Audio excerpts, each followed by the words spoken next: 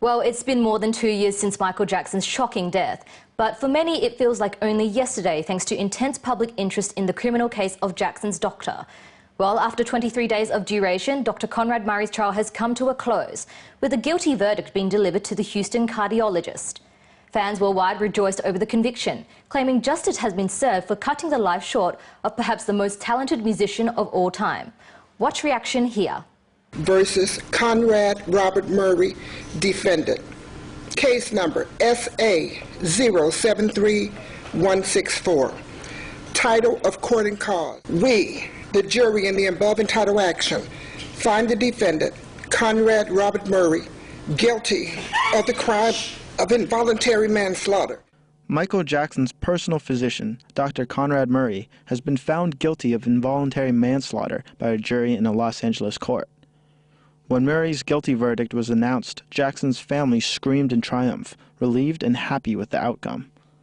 On November 29th, Murray's sentencing will be decided, and he will not be eligible for bail before then. First, we're going to hear from Ms. Xiao Mao.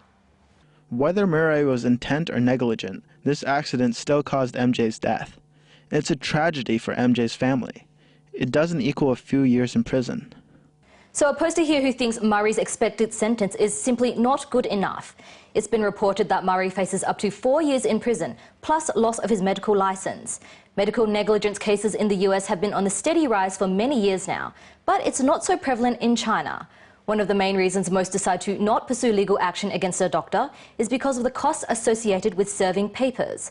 The People's Daily Online reported one such case of negligence last year, when a pregnant woman gave birth to twins, one live and one stillborn. The stillborn was concluded to have died due to an improper operation, and even though the devastated parents were compensated nearly $9,500, they had to surrender over $3,000 in attorney fees. And now, Yongyuan. What a pity for MJ. Why do I feel like MJ's personal physician is being made the scapegoat? So a poster here who sees the view from the other side. Critics say that with a star of Michael Jackson's caliber, Murray's trial was doomed from the beginning, as there was no assured way that the jury could have been unbiased after 2 years of media influence before the start of the trial. And now, Baofu. A quack doctor kills an innocent person, and the price paid is only a few years in jail? We miss MJ, the king of pop, who died by such a person's hand. It's such a shame.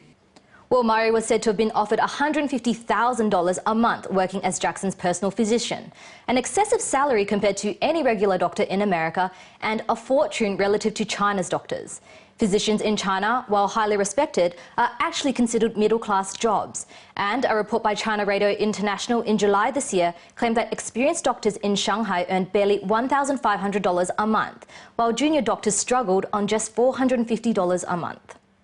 That's it for this segment of On the Radar. Next up, in What's Buzzing, acclaimed screenwriter Robert McKee announces plans to visit Beijing.